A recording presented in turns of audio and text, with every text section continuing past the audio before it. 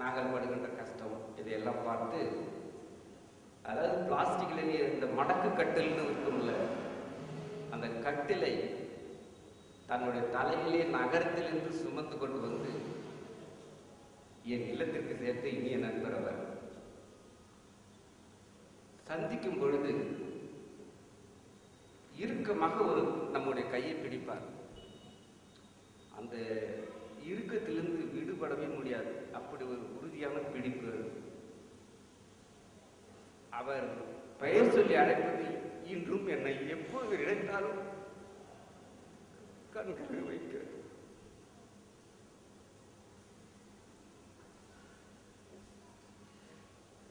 என்னுடைய மகனும் மகளும் குழந்தை பருவத்தில் அவர்,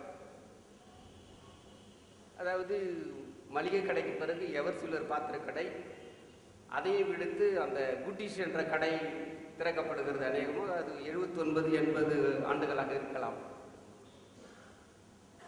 அந்த கடையிலே குல்ஃபி என்று சொல்லக்கூடிய ஐஸ்கிரீம் வகையை அவர் மிகச் சிறப்பாக செய்து அவர் ஒரு கிண்ணத்திலே வழங்குவார். இன்றைக்கும் எங்க வீட்டில் நினைவுபடுத்திட்டு இருக்கிற கிண்ணம் இதுதான்.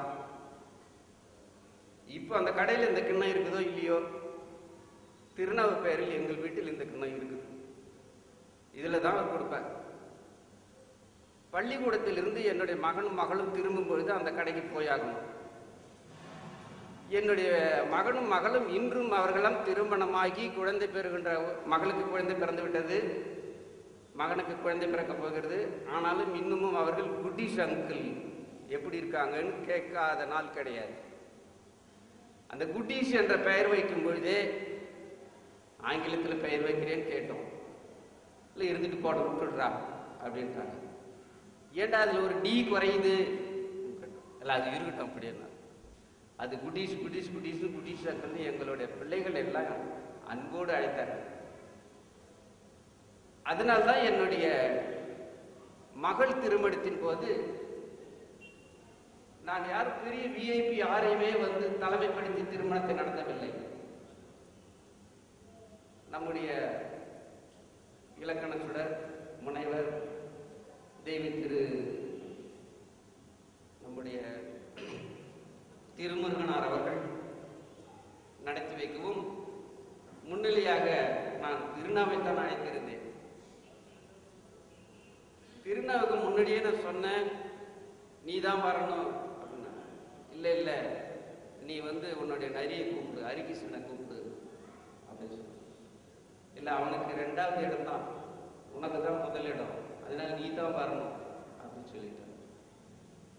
அதே மாதிரி அந்த இருந்து அந்த திருமணத்தை நிகழ்த்தி தந்து, அவன் வாழ்த்து சொன்ன போது கூட கூச்சப்பட்டுக்கிட்டு வராமலே மேடையில் அமர்ந்திருந்து மானசீகமாக வாழ்த்து எல்லாம் எங்களோடு இருந்து அந்த திருமணத்தை இனிதேக முடித்து தந்த நண்பர் இன்று எங்களோடு இல்லை என்பது எனக்கு வருத்தம்.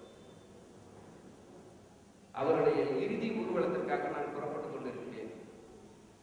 என்னுடைய மகன் மதுரையில் இருந்து தொலைபேசி மூலம் எனக்கு உடல்நலமில்லை, உடனே இங்கிருந்து ஹோமியோபதி மருந்து நான் வழக்கமாக வாங்கி கூறியில் அனுப்பிடுவேன், எனக்கு முடியவில்லை, மருந்து வேண்டும் என்று தொலைபேசியில் தொடர்பு கொண்டார். நான் இந்த செய்தியை சொல்லி இதுக்காக போயிட்டு இருக்கிறேன். அடுத்த நிமிடம் அவ அறிவித்து மருந்து வேணா நீங்க அங்க போகும். இது மாதிரி என்னால நிறைய சம்பவங்கள் எங்க குடும்பத்தோடு.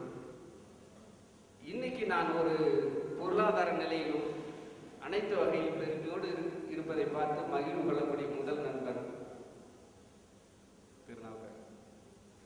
என்னுடைய வங்கி கணக்கை தொடங்கி வைத்தது நண்பர். நான் இன்னும் சொல்லிக்கிட்டே இருக்கலாம், அதுல என்னால் முடியல. அதனால அடுத்து வரும் நண்பர்கள் அவரை பற்றி நிறைய சொல்ல இருக்கிறதுனால நான் இத்துடன் நிறைவு செய்வேன். அன்புடையவர்கள் அனைவருக்கும் என் வணக்கம். நண்பர் திருநாவுக்கரசர் ஐயா அவர்கள் அதிக நாள் என்னோடு பழகவில்லை, கொஞ்ச காலம் தான் பழகினார். ஆனால் என் உள்ளத்தை முழுவாக கவனித்த அத்தகைய முக்கிய பண்பாளர். இப்பொழுது கூட நீங்கள் பார்க்கிறீர்கள், தக்கார் தகவலர் என்பது அவரவர் எச்சத்தால் காணப்படும் என்றார் வள்ளுவர். அந்த குறளுக்கு உண்மையான இலக்கியமாக திகழ்பவர் நம்முடைய நண்பர். எச்சம் என்பது செல்வம், மனைவி, மக்கள் மட்டுமல்ல, நாமெல்லாம் கூட அவருடைய எச்சங்கள். நம்மிடத்திலே விட்டு சென்றிருக்கின்ற அன்பு எச்சம்தான். அத்தகைய ஒரு உயர்ந்த பண்பாளராக இருந்தவர் ஒரு நாள் ஒரு வாரத்துக்கு அவருக்கு மறைவதற்கு முன்பாக என்ன ஜெயராம் உணவு கடை இருக்கிறதுல ஜெயராம் திருமண உணவகம், அதற்கு அருகிலே என்னை பார்த்து விட்டார். நான் அவரை கவனிக்கவில்லை. என் பின்னாலே வந்தவர் ஐயா ஐயா நிறுங்க. உடனடியாக என்னை அழைத்து சென்று பக்கத்தில் அவருக்கு கடை பக்கத்தில் இருக்கிற ஒரு கடையில் உட்கார வைக்கும்போது நான் கேட்ட உதவி, அதற்கு முன்பாக அவர்கள் ஒரு உதவி கேட்டிருந்தேன். அது பற்றிய செய்திகளை எனக்கு எடுத்து சொல்லி, விரைவிலே நீங்கள் நான் தேவைப்படுகின்ற சில செய்திகள் எல்லாம் கொண்டு வந்து கொடுங்கள் என்று அவராகவே சொன்னார். அவர் சொல்லி ஒரு 4-5 நாட்கள் ஆகிவிட்டது. மறுபடியும் நான் வீட்டுக்கு தொலைபேசி செய்தேன். அப்பொழுது காலையிலே அவர் வீட்டிலிருந்து யாரோ ஒருவர் எடுத்து அப்பா இல்லை அவர் வெளியே போயிருக்கிறார் சொல்றதுக்குள்ளே யார் பேசுவது என்று துறைமாறிகள் உள்ள வந்துவிட்டு மறுபடியும் அவரே எனக்கு பேசினார். பேசி விரைவில் கொண்டு வந்து கொடுங்கள் ஆவணங்களை என்று சொன்னார். 5-6 நாட்கள் ஆகிவிட்டதே, இன்னும் நான் கொடுக்காத இருக்கிறேனே என்று என்னுடைய மகனிடத்தில் சொல்லிக் கொண்டு அன்றைக்கு காலையில அதை எடுத்து வைத்து விட்டு, அவர் 5 நாள் ஆகிட்டா கொடுக்காம இருக்கிற தப்பு, போய் கொடுக்கணும், நான் வீட்டை போய் காட்டுறேன், நீயாவது இனிமேல் அவரோட தொடர்பு வைத்துக் கொள்வேன் சொல்லி தினமலரை பிரித்து பார்க்கின்ற பொழுது அவருடைய உருவம் இருக்கு. என்ன ஏன் அவர் உருவம் இருக்கிறது என்று பார்க்கும்போது எனக்கே ஒன்று புரியவில்லை. அவர் தாங்க தேசிக, எனக்கு தேசிகன் பேர் தெரியாது, உண்மையிலே திருநாவுக்கரசர் தான் தெரியும். அவர் தான் தேசிக, உங்களுக்கு தெரியாதா? அப்பொழுது என்னுடைய மனைவி இறந்த பொழுது கண்ணீர் விட்ட நான், அந்த நிலையாமையை உணர்ந்து நான் கண்ணீர் விட்ட நான், அவர் மனைவிக்கு தான் நான் கண்ணீர் விட்டேன். தூக்கி வாரி போடுது. ஐயோ, என்னுடைய உயிரே சென்று விட்டது போல ஒரு உணர்வு. அந்த அளவுக்கு அன்புடையவர்.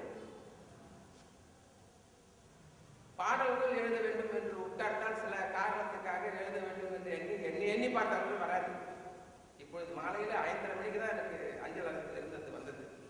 வந்த உடனே என்னை எடுத்து ஒரு தாளை எடுத்து எழுதினேன். அதனை இங்கு இரண்டால் பாவாக அளிக்க,